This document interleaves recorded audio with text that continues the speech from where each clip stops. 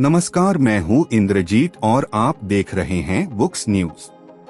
आम आदमी पार्टी आप के सांसद राघव चड्ढा ने हाल ही में संसद राज्यसभा में मोबाइल उपभोक्ताओं के हितों में एक बहुत ही महत्वपूर्ण मुद्दा उठाया है, जिसकी सोशल मीडिया पर काफी चर्चा हो रही है।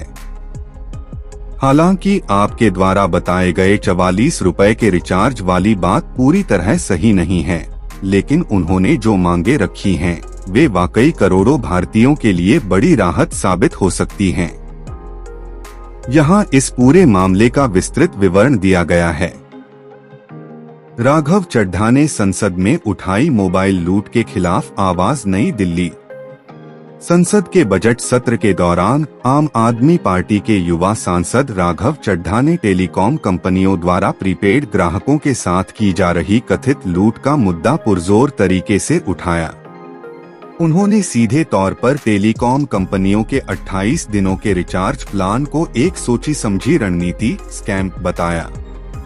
28 दिन बनाम 30 दिन, 12 महीने में 13 रिचार्ज का गणित। राघव चड्ढा ने सदन को समझाया कि एक साल में 12 महीने होते हैं, लेकिन टेलीकॉम कंपनियां 28 दिन की वैधता वाले प्लान बेचती हैं।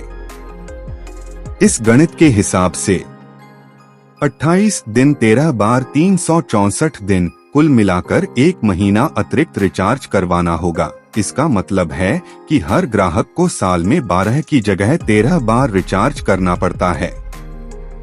चड्ढा ने मांग की कि रिचार्ज की वैधता कैलेंडर माह 30 या 31 दिन के अनुसार होनी चाहिए, ताकि आम जनता पर एक अतिरिक्त रिचार्ज का बोझ न पड़े। इनकमिंग कॉल और SMS ब्लॉक करने पर जताई आपत्ति। सांसद ने सबसे गंभीर चिंता इनकमिंग कॉल को लेकर जताई। उन्होंने कहा कि आज के समय में मोबाइल फोन कोई लग्जरी नहीं, बल्कि एक जरूरत है। OTP की समस्या। रिचार्ज खत्म होते ही कंपनियां इनकमिंग और SMS बंद कर देती हैं। इससे बैंक ट्रांजैक्शन के लिए जरूरी OTP आना बंद हो जाते हैं। इमरजेंसी।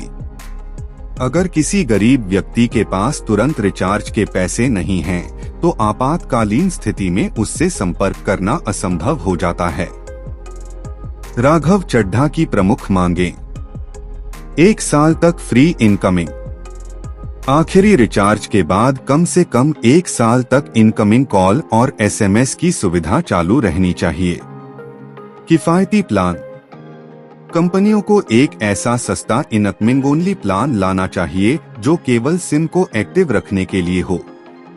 Number deactivation. किसी भी मोबाइल नंबर को कम से कम 3 साल तक बंद नहीं किया जाना चाहिए। क्या है 44 रुपए के रिचार्ज का सच? सोशल मीडिया पर कुछ भ्रामक खबरें चल रही हैं कि 44 रुपए में अब साल भर इनकमिंग मिलेगी। सच यह है कि अभी तक सरकार या किसी टेलीकॉम कंपनी ने ऐसी किसी योजना की आधिकारिक घोषणा नहीं की है। राघव चड्ढा ने सरकार के सामने यह प्रस्ताव और मांग रखी है। फिलहाल जियो या एयरटेल जैसे ऑपरेटरों के पास 44 रुपए का कोई ऐसा प्लान नहीं है जो साल भर की इनकमिंग देता हो। कुछ वायरल वीडियो 11 रुपए के डेटा वाउचर को जोड़कर जुगाड़ बताते हैं, लेकिन वे आधिकारिक वैलिडिटी प्लान नहीं हैं। निष्कर्ष। समाज सेवा की दिशा में सराहनीय कदम। भले ही 44 रुपए वाला नियम अभी लागू नहीं हुआ है, लेकिन राघव चड्ढा ने देश के 125 करोड़ मोबाइल उपभोक्ताओं के हक की बात संसद में की है।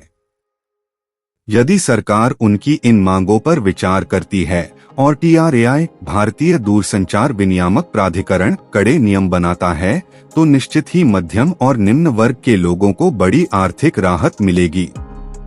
जनता के बीच इस मुद्दे को उठाने के लिए राघव चड्ढा की सराहना की जा रही है, क्योंकि उन्होंने उस अदृश्य खर्च पर उंगली उठाई है जिसे हम रोज सहते हैं पर कभी सवाल नहीं करते।